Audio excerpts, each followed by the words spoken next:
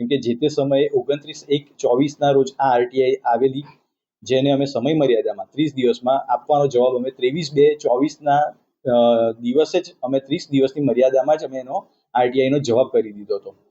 હવે આયોગે આને ધ્યાન પર લીધા સિવાય એવું કહ્યું કે તમે 30 દિવસમાં જવાબ નથી આપ્યો એટલે દંડ ફટકારીએ છીએ, અને એની સાથે સાથે એની બીજા 2 જાહેર માહિતી અધિકારીને પણ દંડ કર્યો છે. આયોગે માહિતી આપેલ ન હોવાનો હુકમ કરીને 10,000નો દંડ આપેલ છે. જે હુકમને અમારે માન્ય ગણીને એ રિલેટેડ અમારે એની કાર્યવાહી તો કરવી જ પડશે. 2 મહિના સુધી આરટીઆઈ કરે તો કે કાલે જવાબ આપે પરમદા, એવી રીતના મહિના 2 મહિના કર્યા છે. આજે અમારી 2025માં અમે બીજી અપીલ કરી આયોગમાં, ત્યારે આયોગમાંથી એવું કીધું કે આટલું બધું થયું તમને કાગળ નહીં આપતા. એમને જે આજે સાહેબે જે 10,000નો દંડ કર્યો ને એ ખૂબ જ અમને સારું લાગ્યું કે